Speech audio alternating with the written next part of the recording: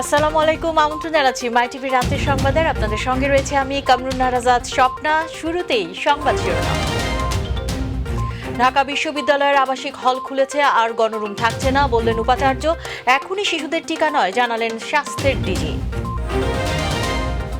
সবার সঙ্গে কথা বলে গ্রহণযোগ্য ইসি গঠনের দাবি মির্জা ফখরুলের। সার্চ কমিটির ক্ষেত্রে সরকারের হস্তক্ষেপ থাকবে না, জানালেন ওবায়দুল কাদের। মিয়ানমার থেকে অস্ত্র, মাদক ও মানব পাচার রোধে প্রয়োজনে গুলি চালাবে বিজেপি, বললেন পররাষ্ট্রমন্ত্রী। রোহিঙ্গাদের নিয়ে ব্যবসা করছে কুচক্রী মহল। ইটিপি সিইটিপি ছাড়া নদীর পাড়ে কোনো শিল্প স্থাপন নয়, টেকনেকে বললেন প্রধানমন্ত্রী। ৬,৫৫১ কোটি টাকার ৯ প্রকল্প অনুমোদন। শুনছিলেন শিরোনাম, যাব বিস্তারিত সংবাদে। শুরুতেই বিশ্ববিদ্যালয় খোলা ও করোনার টিকা প্রসঙ্গ। আবারও শিক্ষার্থীদের পদচারণায় মুখর ঢাকা বিশ্ববিদ্যালয় ক্যাম্পাস। করোনায় দীর্ঘ 18 মাস বন্ধ থাকার পর খুলেছে আবাসিক হল। প্রতিটি হলে নানা আয়োজনে বরণ করে নেওয়া হয় শিক্ষার্থীদের। আর হল পরিদর্শন শেষে উপাচার্য অধ্যাপক ডক্টর মোহাম্মদ আখতারুজ্জামান জানান, হলে আর গণরুম থাকছে না। এসএমআরপি রিপোর্ট। করোনায় দীর্ঘ 18 মাস বন্ধ থাকার পর খুলেছে ঢাকা বিশ্ববিদ্যালয়ের আবাসিক হল। প্রথম পর্যায়ে অনার্স, চতুর্থ ও মাস্টার্সের শিক্ষার্থীরা হলে ওঠার সুযোগ পেয়েছে। শিক্ষার্থীদের বরণে হলগুলোতে ছিল নানা আয়োজন। দীর্ঘদিন পর ক্যাম্পাসে ফেরার আনন্দ বইছে সবার মাঝে। ক্যাম্পাসে প্রবেশ করার সময় একটা অনুভূতি কাজ করছে মনের মধ্যে, এটা তো আর ভাষায় প্রকাশ করার মতো না। ক্যাম্পাস খোলার পর পড়াশোনাটা একটু গতি পাবে। কমপক্ষে 1 ডোজ টিকা গ্রহীতারা হলে উঠতে পারছে। তবে করোনা সংক্রমণ মোকাবিলায় থাকছে নানা বিধিনিষেধ। ক্যান্টিন খোলার পরে আসলে এটা কতটুকু পসিবল, এটাই হচ্ছে দেখার ব্যাপার। এটার সাথে সামঞ্জস্য করে আমাদের চলতে হবে। আমরা আমাদের জায়গা থেকে সর্বোচ্চ চেষ্টা করব। আশা করছি বিশ্ববিদ্যালয় প্রশাসন আমাদেরকে সর্বোচ্চ সহযোগিতা করবে। স্বাস্থ্যবিধি সহ করোনা সতর্কতামূলক কার্যক্রম পর্যবেক্ষণে হল পরিদর্শন করেন ঢাকা বিশ্ববিদ্যালয়ের উপাচার্য। হল পরিদর্শন শেষে তিনি সাংবাদিকদের জানান, করোনা সংক্রমণ রোধে থাকবে কঠোর নজরদারি। গণরুমের যে কথাটি বললেন, সেটি দীর্ঘদিনের স্তূপীকৃত, দীর্ঘদিনের পুঞ্জীবিত একটি বড় সমস্যা। এই ধরনের জীবনযাপনে শিক্ষার্থীদের ভালো মূল্যবোধ সম্পন্ন মানুষ হিসেবে গড়ে উঠতে এবং সুন্দর পরিবেশ মধ্যে এটি একটি প্রতিবন্ধকতা। যদি সকল শিক্ষার্থীর, ক্রিয়াশীল ছাত্র সংগঠনগুলোর তাদের সব ধরনের সহযোগিতা থাকে, তাহলে বিষয়টি একসময় দেখবেন সুরাহা হয়ে গেছে এবং এটি থাকবে না। এটা না থাকুক, সেই ধরনের একটি সংস্কৃতি গড়ে উঠুক। যেসব শিক্ষার্থীর জাতীয় পরিচয়পত্র নেই, তাদের নিবন্ধনে বিশ্ববিদ্যালয় কর্তৃপক্ষের পদক্ষেপের কথা জানান অধ্যাপক মোহাম্মদ আখতারুজ্জামান। ঢাকা বিশ্ববিদ্যালয়ের টিএসসিতে একটি বুথ তৈরি করে সেখানে ফিঙ্গারপ্রিন্ট সহ শিক্ষার্থীরা এনআইডি কীভাবে পেতে পারবে, আমরা ইনশাল্লাহ 7 তারিখে উদ্বোধন করতে পারবো। আমাদের যাতে এটি একটি অর্জন হবে বিশ্ববিদ্যালয়ের, আমাদের সকল শিক্ষার্থীর এনআইডি হয়ে যাবে। এসএম আরিফ, মাই টিভি, ঢাকা। দেশে করোনায় একদিনে আরও 23 জনের মৃত্যু হয়েছে। এই সময় নতুন রোগী শনাক্ত হয়েছে 694 জন। আগের দিনের তুলনায় মৃত্যু বাড়লেও কমেছে রোগী শনাক্ত ও শনাক্তের হার। আগের দিন মারা যায় 18 জন, আর শনাক্ত রোগী ছিল 794 জন। গত 24 ঘন্টায় 25,499 জনের নমুনা পরীক্ষা করা হয়। পরীক্ষার বিপরীতে শনাক্তের হার 2.72%। আগের দিন শনাক্তের হার ছিল 3.19%। এ নিয়ে টানা 15 দিন শনাক্তের হার 5%-এর নিচে। স্বাস্থ্য অধিদপ্তর জানিয়েছে, এখনো পর্যন্ত দেশে 15,59,452 জনের করোনা শনাক্ত হয়েছে। মারা গেছে 27,614 জন। সবশেষ 24 ঘন্টায় মৃত 23 জনের মধ্যে সবচেয়ে বেশি মৃত্যু হয়েছে ঢাকা বিভাগের 13 জন। এরপর চট্টগ্রাম বিভাগে 5 জন। রংপুর ও সিলেট বিভাগে কারো মৃত্যু হয়নি।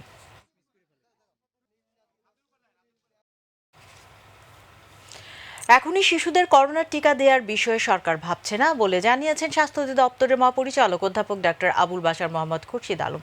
তিনি জানান, খুব শিগগির জেলা পর্যায়ে ফাইজারের টিকা প্রদান কার্যক্রম শুরু হবে। দুপুরে ইপিআই ভবনে ফাইজারের টিকা হস্তান্তর অনুষ্ঠানে তিনি এসব কথা বলেন। কোভ্যাক্সের আওতায় পর্যায়ক্রমে আরও টিকা আসবে জানিয়ে মার্কিন রাষ্ট্রদূত আর মিলার বলেন, করোনার বিরুদ্ধে লড়াইয়ে বাংলাদেশের পাশে আছে যুক্তরাষ্ট্র। রাকিব হাসানের report.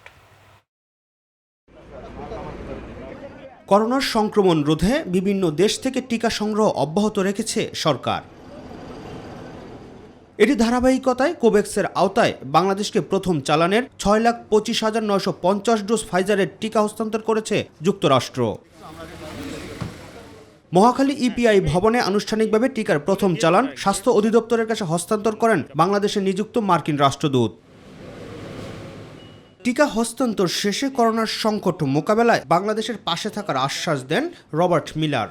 That means the United States has now donated 11.5 million doses of Pfizer and Moderna vaccine to Bangladesh, with many more millions to come. This all comes as a gift from the American people, free of charge. The United States has also committed over $4 billion to the global COVAX initiative to ensure that around the world you have the infrastructure and facilities like the one we just witnessed. আর স্বাস্থ্য অধিদপ্তরের মহাপরিচালক জানান খুব শীঘ্রই জেলা পর্যায়ে দেয়া হবে ফাইজারের টিকা। কিছু বিভাগ আছে, কিছু জেলাও আছে, কিছু বিভাগও আছে, সিটি কর্পোরেশনও আছে। আপনাদেরকে টোটাল লিস্টটা আমরা ইতিমধ্যে জানিয়ে দেব। এখনই শিশুদের টিকা দেওয়ার বিষয়টি নিয়ে ভাবছে না সরকার বলেও জানান অধ্যাপক ডাক্তার আবুল বাশার মোহাম্মদ খুরশিদ আলম। বাচ্চাদের যেটা বলা হয়েছে এটার ব্যাপারে অনুশাসন হচ্ছে এই যে বাচ্চাদের আমরা টিকা দেব, কিন্তু এই মুহূর্তে হয়তো আমরা সেটা শুরু করব না, আমরা হয়তো কিছুদিনের মধ্যে এটা শুরু করব। যখন শুরু করব আপনাদেরকে জানিয়ে দেব। যেহেতু ব্যাপারটা স্পর্শকাতর, আমরা এই ব্যাপারে কাজ করে যাচ্ছি। মাননীয় প্রধানমন্ত্রী আমাদেরকে বলেছেন বাচ্চাদেরকে টিকা দিতে হবে। রাকিব হাসান, মাই টিভি, ঢাকা। এবার রাজনৈতিক প্রসঙ্গ। সরকারের জুলুম নিপীড়ন থেকে বাঁচতেই আগামী নির্বাচনে মানুষ বিএনপিকে ভোট দেবে বলে দাবি করেছেন দলের মহাসচিব মির্জা ফখরুল ইসলাম আলমগীর। আওয়ামী লীগ সরকারের অধীনে জনগণ আর কোনো নির্বাচন চায় না দাবি করে তিনি বলেন, সংকট নিরসনে সবার সাথে কথা বলে গ্রহণযোগ্য নির্বাচন কমিশন গঠন করতে হবে। বিকেলে রাজধানীর গুলশান দলীয় চেয়ারপারসনের কার্যালয়ে অনানুষ্ঠানিক প্রেস ব্রিফিংয়ে এসব কথা বলেন মির্জা ফখরুল। তিনি মাহবুব সৈকতের রিপোর্ট। সোমবার সংবাদ সম্মেলনে বিএনপিকে নিয়ে প্রধানমন্ত্রীর দেয়া বক্তব্যের ব্যাপারে গুলশান চেয়ারপারসনের কার্যালয়ে অনানুষ্ঠানিকভাবে প্রতিক্রিয়া জানান বিএনপি মহাসচিব। 5-8 জন্যে জনগণ বিএনপিকে ভোট দেবে। আজকে দুর্ভাগ্যক্রমে এই দেশটাকে এমন একটা জায়গায় তারা নিয়ে গেছেন যেখানে মানুষ এখন মুক্তি চায়, আওয়ামী লীগের হাত থেকে মুক্তি চায়, যে মানুষটা নিজের ভোটটা নিজে দিতে চায় এবং যাকে খুশি তাকে দিতে চায়।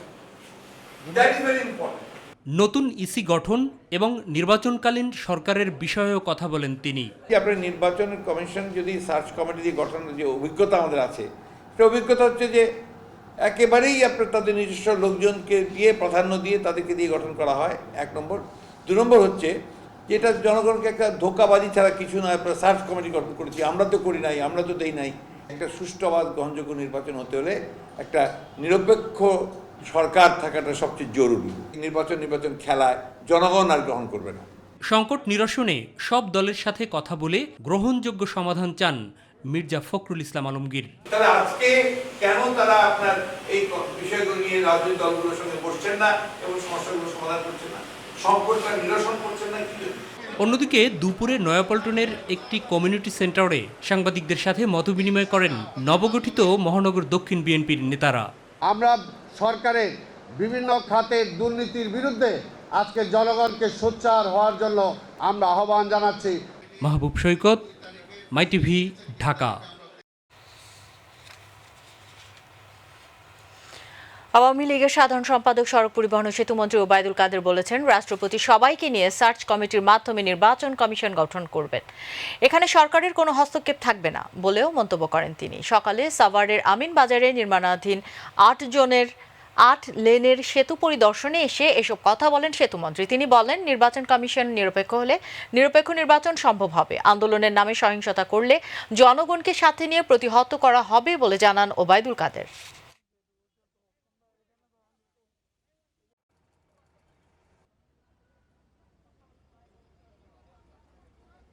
নির্বাচনের মতোই নির্বাচন হবে, দেশে প্রচলিত নিয়ম অনুযায়ী।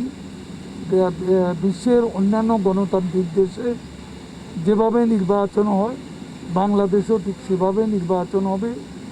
একটা নির্বাচন কমিশনের মেয়াদ যেহেতু শেষ হয়ে আসছে, মাননীয় প্রধানমন্ত্রী গতকাল বলে দিয়েছেন কীভাবে নির্বাচন কমিশন পুনর্গঠন হবে। সেটা সার্চ কমিটি গঠনের মধ্য দিয়ে রাষ্ট্রপতি বিভিন্ন সংশ্লিষ্ট স্টেক হোল্ডারদের সাথে আলাপ আলোচনা করে সার্চ কমিটি গঠন করে ইলেকশন কমিশন গঠন করা হবে, যেটা গতবার এবং তার আগের বার। এবার রোহিঙ্গা প্রসঙ্গ। মিয়ানমার থেকে অস্ত্র, মাদক ও মানব পাচার রোধে প্রয়োজনে গুলি চালাবে সীমান্তরক্ষী বাহিনী বিজিবি বলে জানিয়েছেন পররাষ্ট্রমন্ত্রী একে আব্দুল মোমেন। তিনি জানান, মিয়ানমার সীমান্তে চোরাচালান বন্ধে কঠোর পদক্ষেপ নিতে পিছপা হবে না সরকার।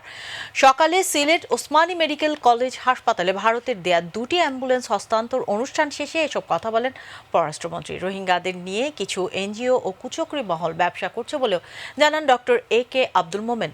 প্রতিনিধি মৃণাল কান্তি দাসের তথ্যচিত্রে শিউলি রোজা রিপোর্ট। ভারত সরকার ও জনগণের পক্ষ থেকে 2টি লাইফ সাপোর্ট অ্যাম্বুলেন্স হস্তান্তর উপলক্ষে সিলেট ওসমানী মেডিকেল কলেজ ও হাসপাতালে এক অনুষ্ঠানের আয়োজন করা হয়। পররাষ্ট্রমন্ত্রী ডক্টর একে আব্দুল মোমেনের কাছে অ্যাম্বুলেন্স 2টি হস্তান্তর করেন ঢাকায় নিযুক্ত ভারতীয় হাইকমিশনার বিক্রম কুমার দুরাইস্বামী। পরে সাংবাদিকদের সাথে আলাপকালে রোহিঙ্গা নিয়ে কথা বলেন পররাষ্ট্রমন্ত্রী।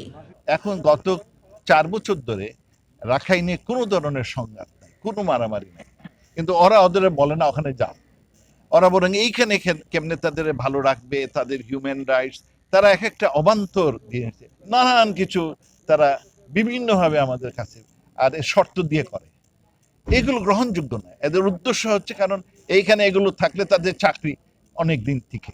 আর দেখেন, পৃথিবীর এদের জন্য অনেক অনেক টাকা দিচ্ছে, এই টাকা কিভাবে খরচ হয় আমরা ঠিক জানি না। মিয়ানমারের সাথে বাংলাদেশের সম্পর্ক ভালো বলেও মন্তব্য করেন তিনি। মায়ানমার এবং বাংলাদেশ বর্ডারে আমরা সিদ্ধান্ত নিয়েছিলাম যে আমরা কখনো গুলি চালাবো না। কালকে আমার সাথে স্বরাষ্ট্রমন্ত্রীর আলাপ হয়েছে, আগামীতে আমরা গুলি চালাবো। তখন এই ধরনের এই যে অপকর্ম, ড্রাগ ট্রাফিকিং, হিউম্যান ট্রাফিকিং কিংবা এই অস্ত্র পাচার, এগুলো যা একটু একটু, আমরা তো বর্ডারটা খুব ডিফিকাল্ট ওখানে। সিলেটের কোনো উন্নয়ন যাতে আটকে না যায় সে ব্যাপারে স্থানীয় নেতাদের দৃষ্টি রাখার পরামর্শ দেন ডক্টর একে আব্দুল মোমেন। শিউলি রোজা, মাইটিভি। বিদেশি চ্যানেল সম্প্রচার প্রসঙ্গ। বিদেশি চ্যানেলের ক্লিন ফিট সম্প্রচার বাস্তবায়নে কাল থেকে আবারও মোবাইল কোর্ট পরিচালনা করবে বলে জানিয়েছেন তথ্য ও সম্প্রচার মন্ত্রী ডক্টর হাসান মাহমুদ। দুপুরে সচিবালয়ে তথ্য ও সম্প্রচার মন্ত্রণালয়ের সম্মেলন কক্ষে ব্রডকাস্ট জার্নালিস্ট সেন্টার ট্রাস্টি বোর্ডের সঙ্গে সাক্ষাৎ শেষে তিনি কথা বলেন। তথ্যমন্ত্রী বলেন, দেশে 24টি চ্যানেলের ক্লিন ফিট আসে। যেসব অপারেটর এসব চ্যানেল চালাচ্ছেন না তাদের বিরুদ্ধে মোবাইল কোর্ট চালানো হবে বলেও জানান হাসান মাহমুদ।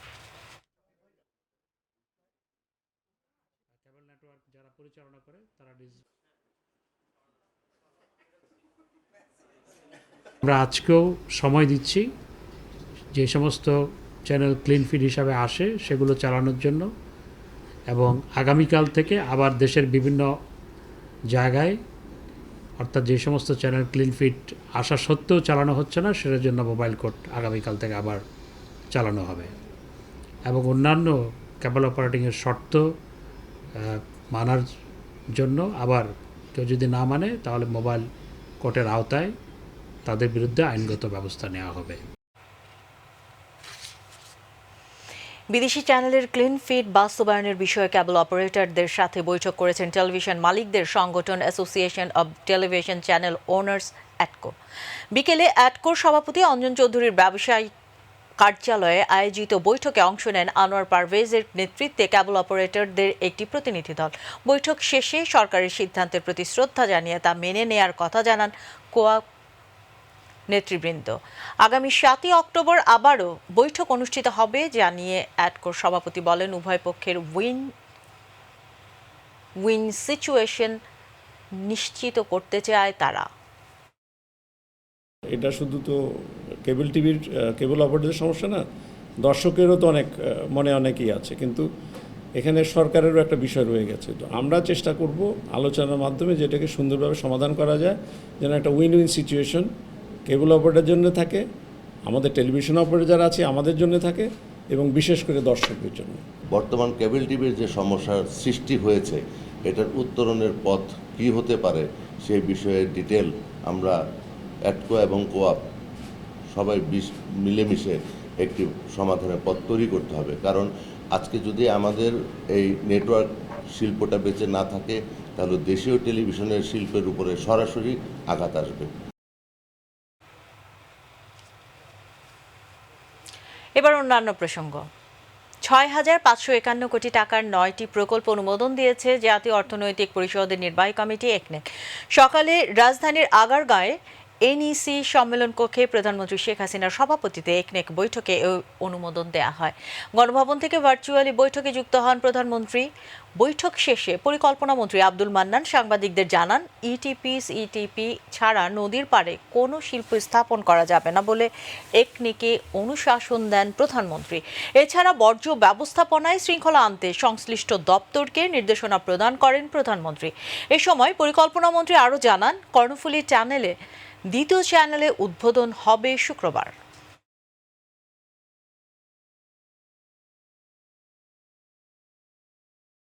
আমাদের যে কর্ণফুলী টানেল আমাদের দেশের অন্যতম মেগা এবং অন্যতম স্বপ্নের একটি প্রকল্প। বিশেষ করে আপনারা যারা এই প্রজন্মের আছেন তাদের জন্য তো অবশ্যই একটা রোমাঞ্চকর একটা ব্যাপার।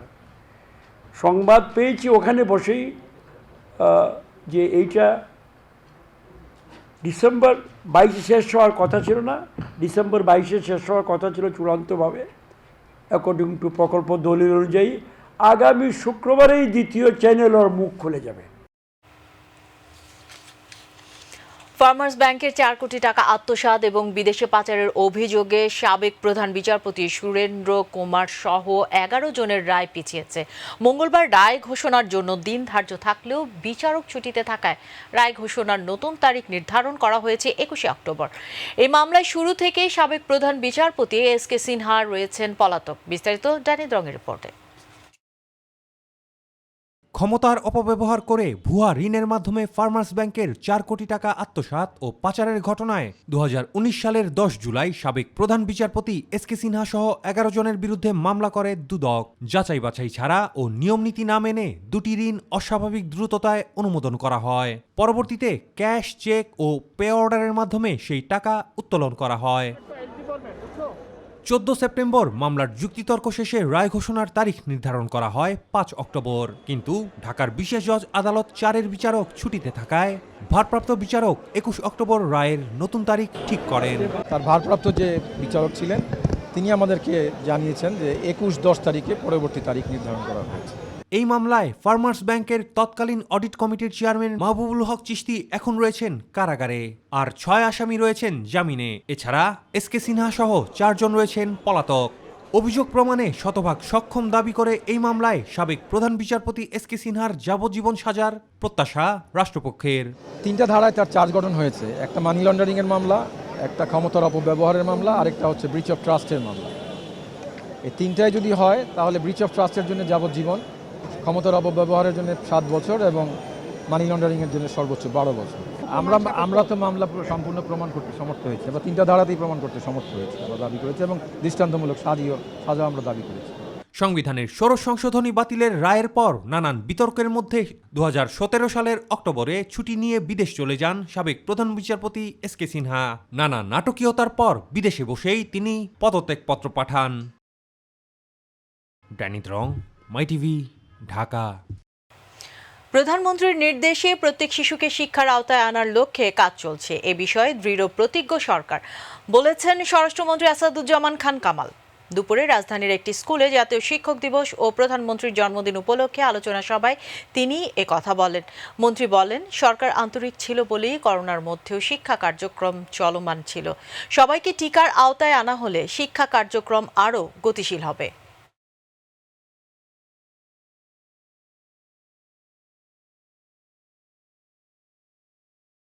যে মাননীয় প্রধানমন্ত্রী যা বলেন তিনি তাই পালন করে যাচ্ছেন এবং তিনি যা স্বপ্ন দেখছেন সবই তিনি বাস্তবায়ন করছেন।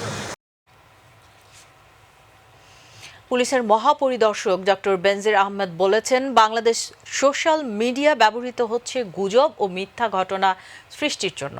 হাজারটা মিথ্যা গুজব, চরিত্র হনন ও কুৎসা রটনার মধ্যেও আমরা ভালো সংবাদ খুঁজি। দুপুর লক্ষ্মীপুর সদর উপজেলায় ভূমিহীনদের জন্য নির্মিত কবরস্থানের ফলক উন্মোচন শেষে মতবিনিময় সভায় তিনি এসব কথা বলেন। আইজিপির নিজস্ব অর্থায়নে 29 শতক জমিতে নির্মিত কবরস্থান ও মসজিদের নামফলক উন্মোচন করেন তিনি। পরে বৃক্ষরোপণ করেন ডক্টর বেনজির আহমদ।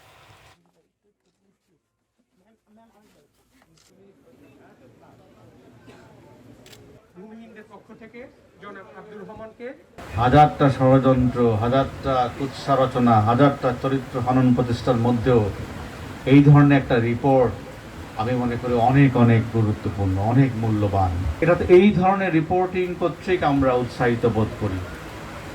এই কারণে কিন্তু দেখবেন যে এই যে পুলিশের আমরা পক্ষ থেকে কিন্তু আমরা সোশ্যাল মিডিয়াতে তৎপর, আমাদের ফেসবুক সাইট আছে, আমাদের ইউটিউব সাইট আছে। তো আমরা এই সর্বক্ষেত্রে আছি কারণ আমরা প্রতিনিয়ত আমরা চাই সাধারণ মানুষের সঙ্গে আমাদের যোগাযোগ সৃষ্টি করা। এবার মাইটেক। দাম কম হওয়ায় নামি দামি ব্র্যান্ডের মোবাইল হ্যান্ডসেট বিদেশ থেকে নিয়ে আসেন অনেকে। এমন বেশ কিছু ব্র্যান্ডের ফোনের দেশে নেই কোনো অথরাইজড সার্ভিসিং সেন্টার। এজন্য স্থানীয় মেরামতকারীদের কাছে গেলে তারাও হতাশ করছেন না। বাস্তব প্রশিক্ষণ আর অত্যাধুনিক মেশিন ব্যবহারে সফলতা দেখাচ্ছে এমন মেরামতকারী প্রতিষ্ঠান। সাপ্তাহিক আয়োজন মাইটেকে আরও জানাচ্ছেন মোবাল্লি করে।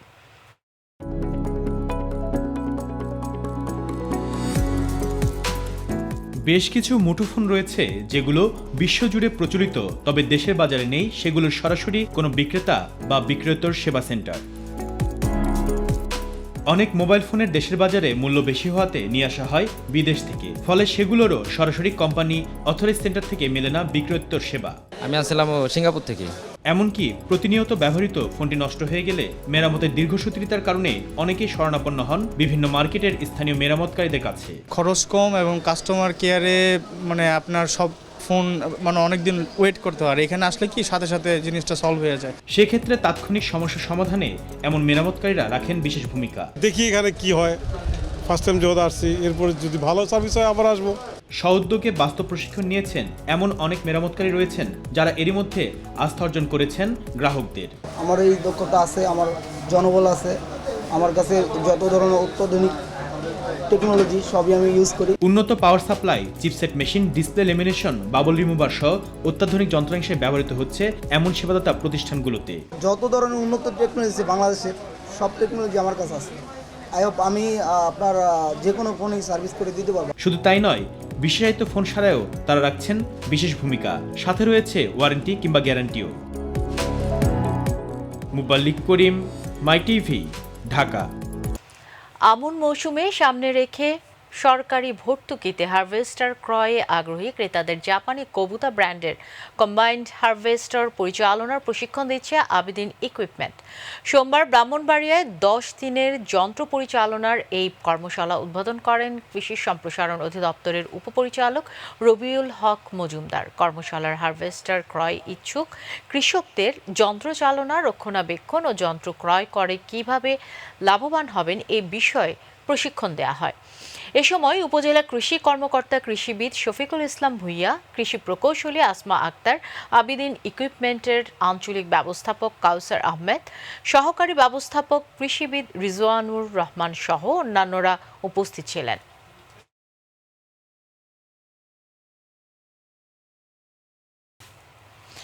যাব খেলার সংবাদে।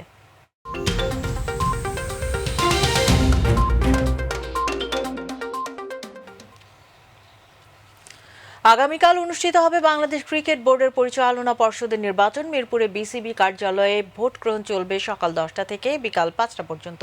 পরিচালনা পর্ষদের 25 জনের মধ্যে 16টি পদে ভোট যুক্ত হবে। এই ক্যাটাগরির 10 পদে 7 জনের কোনো প্রতিদ্বন্দ্বী নেই, তারা বিনা প্রতিদ্বন্দ্বিতায় নির্বাচিত হবেন। জাতীয় ক্রীড়া পরিষদ থেকে মনোনীত হবেন 2 জন। বি ক্যাটাগরির 12টি পদেই নির্বাচন হবে। এই পদে সভাপতি নাজমুল হাসান পাপন সহ প্রতিদ্বন্দ্বী 16 জন। এছাড়া সি ক্যাটাগরিতে একটি পদে প্রতিদ্বন্দ্বী 2 জন। নির্বাচনে ভোটার সংখ্যা 171 জন, যারা বিভিন্ন ক্যাটাগরিতে বোর্ডে কাউন্সিলর হিসেবে রয়েছেন।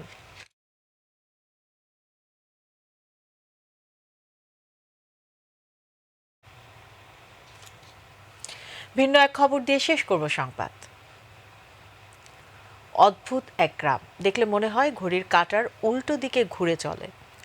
প্রস্তর যুগে ঘটে যাওয়া এই রহস্যময় ঘটনার সমাধান করতে অন্তত 5000 বছর লেগে গেল বিজ্ঞানীদের। যে গ্রামটিকে নিয়ে এই ঘটনা তা বর্তমানে স্লোভাকিয়ায়। মার্জা মান্নানের রিপোর্ট। স্লোভাকিয়ায় অবস্থিত ভাব্রেলে প্রায় ৫,০০০ বছর আগে গড়ে ওঠা এক ঘুরন্ত গ্রামের খোঁজ পেয়েছিলেন বিজ্ঞানীরা। একটা আস্ত গ্রাম এমনভাবে তৈরি হয়েছিল যা দেখলে মনে হবে যেন তা ঘড়ির কাঁটার উল্টো দিকে ঘুরে চলেছে। সেই ঘুরন্ত গ্রামের রহস্যেরই সমাধান হলো এত বছর পর। সম্প্রতি +1 নামে এক পত্রিকায় গ্রামটির এইভাবে গড়ে ওঠার প্রকৃত কারণ প্রকাশিত হয়েছে। গ্রামটিতে অদ্ভুত একটি বৈশিষ্ট্য লক্ষ্য করেন বিজ্ঞানীরা। তারা দেখেন গ্রামের বাড়িগুলো প্রতিটি একটু একটু করে বাঁ দিকে ঘেঁষে দাঁড়িয়ে রয়েছে। কারণ অনুসন্ধান করতে গিয়ে নানা মতবাদ সামনে উঠে আসে। গবেষকরা অনুমান করছিলেন ডান দিক দিয়ে বয়ে আসা প্রবল বাতাস থেকে বাঁচতেই এভাবে বাড়িগুলো বানানো হয়েছিল। আবার অনেকের ধারণা সূর্যের আলো পেতেই এমনটা করা হয়েছিল। তবে প্রকৃত কারণ সম্পূর্ণ ভিন্ন। বিজ্ঞানীরা দেখেছেন বেশিরভাগ মানুষকে কোনো লাইনের মাঝখান চিহ্নিত করতে দিলে তারা যে বিন্দু নির্দিষ্ট করে থাকে সেটি সামান্য বাদিক ঘেঁষেই হয়ে থাকে। আসলে সবটাই মানুষের মস্তিষ্কের খেলা। এই বিষয়টি নাকি ঘটেছিল প্রস্তর যুগে গড়ে ওঠা গ্রামটিতে। প্রথম বাড়ির সঙ্গে সমান্তরালভাবে দ্বিতীয় বাড়ি তৈরি করতে গিয়ে মাঝখান স্থির করা যায়নি। সামান্য বাদ দিক ঘেঁষে তৈরি হয় দ্বিতীয় বাড়ি। একই ঘটনা ঘটেছিল পরবর্তী বাড়িগুলোর ক্ষেত্রেও। তবে প্রযুক্তির উন্নতির সঙ্গে সঙ্গে বর্তমানে এই সমস্যায় আর পড়তে হয় না মানুষকে।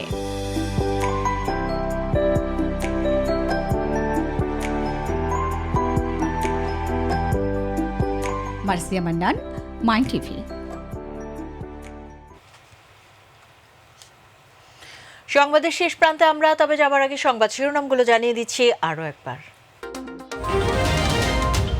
ঢাকা বিশ্ববিদ্যালয়ের আবাসিক হল খুলেছে আর গণরুম থাকছে না, বললেন উপাচার্য। এখনই শিশুদের টিকা নয়, জানালেন স্বাস্থ্যের ডিজি। সবার সঙ্গে কথা বলে গ্রহণযোগ্য ইসি গঠনের দাবি মির্জা ফখরুলের। সার্চ কমিটির ক্ষেত্রে সরকারের হস্তক্ষেপ থাকবে না, জানালেন ওবায়দুল কাদের। মিয়ানমার থেকে অস্ত্র, মাদক ও মানব পাচার রোধে প্রয়োজনে গুলি চালাবে বিজেপি, বললেন পররাষ্ট্রমন্ত্রী। রোহিঙ্গাদের নিয়ে ব্যবসা করছে কুচক্রী মহল। ইটিপি ছাড়া নদীর পাড়ে কোনো শিল্প স্থাপন নয়, একনেকে বললেন প্রধানমন্ত্রী। ৬,৫৫১ কোটি টাকার ৯ প্রকল্প অনুমোদন। সঙ্গে থাকার জন্য ধন্যবাদ। এছাড়া ইউটিউবে মাই টিভি সংবাদ পেতে ভিজিট করুন youtube/mytvbd নিউজ এবং আমাদের অনুষ্ঠান দেখতে ভিজিট করুন youtube/mytv বাংলা, facebook/mytv বাংলা। আমাদের পরবর্তী সংবাদ দেখার আমন্ত্রণ জানিয়ে বিদায় নিচ্ছি। দর্শক, করোনা সংক্রমণ রোধে সবাই সতর্ক থাকুন, মাস্ক পরুন, স্বাস্থ্যবিধি মেনে চলুন। এরই সাথে শেষ করছি আমি কামরুন্নাহার আজাদ স্বপ্না। আল্লাহ হাফেজ।